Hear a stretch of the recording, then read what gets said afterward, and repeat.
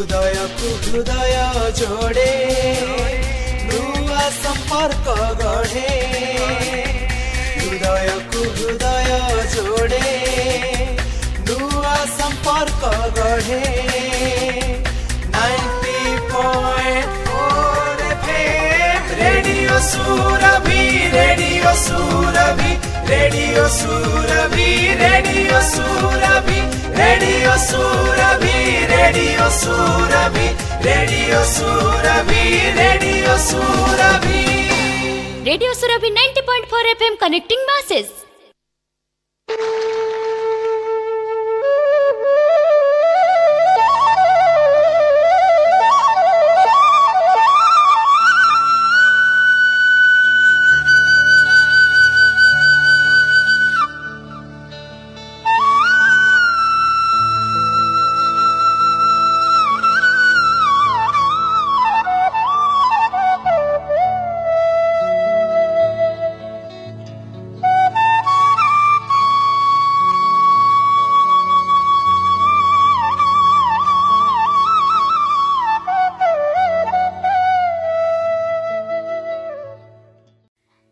नमस्कार श्रोता बंधु, कोरापुट सरकारी महाविद्यालयर इतिहास विभागीय मुख्य तथा जातीय दृष्टिबाधित संघ ओडिशा शाखार अवैतनिक इनक्लूसिव शिक्षा निर्देशक प्रोफेसर कामाक्षी प्रसाद दास महोदयଙ୍କର अंतर्दाह पुस्तकରୁ लेखाଟିए नहीं आजिर अनुचिंता कार्यक्रमर उपस्थापन मु नीलिमा दास।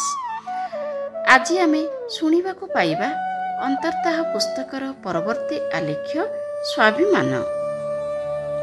मानव जीवनर प्रतिटी छायाचंद्रिका रजनी अनुभूतिर कसटी पथर रे मार्जित होई अतृप्त छाई भली ता आखि आगरे उभे जाए।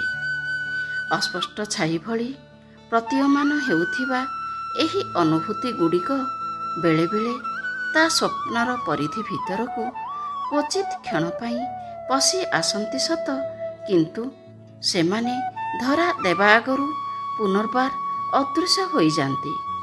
आउ ठीक सेतेबेले मने हुए मनीष जेमिति से स्वप्नर चरित्र मानक निकटरे बारंबार उपहासित हुए सेमानंकु धरिबार मिथ्या प्रयास करी। सेमानंकर एही उपहास सामनारे मनीष विचार शून्य होई पड़े।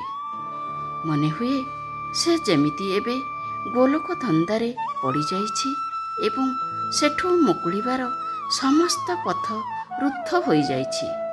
तेबे ए गोलोक धंदार कुहुड़ी घेरा जाल मध्यरु मुकुलिबार बाट कोन? एहारी मध्यरे से कोन तेबे मौली जीव? एहा कोन तार पौरुषत्व को विडंबित करे ना? ए प्रश्न गुड़िक समाधान करिबा बेले मनीष को केही जेमिति कहे, रे आत्मन निद्रा परिहार कर एवं जाग्रत हुओ। सेही शून्यवाणीर प्रेरणारे मनीष स्वप्न और वास्तवता मध्यरे सीमा रेखाटिए टाणी दिए एवं तापरे आरंभ हुए तार दुर्गम यात्रा। ए यात्रा पथरे ता स्वाभिमान ताकू सहयोगर हाथ बढ़ाए। कस्तूरी मृग भली इतस्तत भ्रमित मानव क्रमे स्थिर हुए। निज भितरे थिबा प्रतिभा को स्वाभिमानर नक्शा धरी आविष्कार करे। स्वप्नर परिधि भितरु उपहास करी उभे जाइथिबा अनुभूति मानंको तार जादुकरी स्पर्शरे आकर्षि आणे। आउ तापरे गढ़ा हुए ता स्वाभिमानर सौध।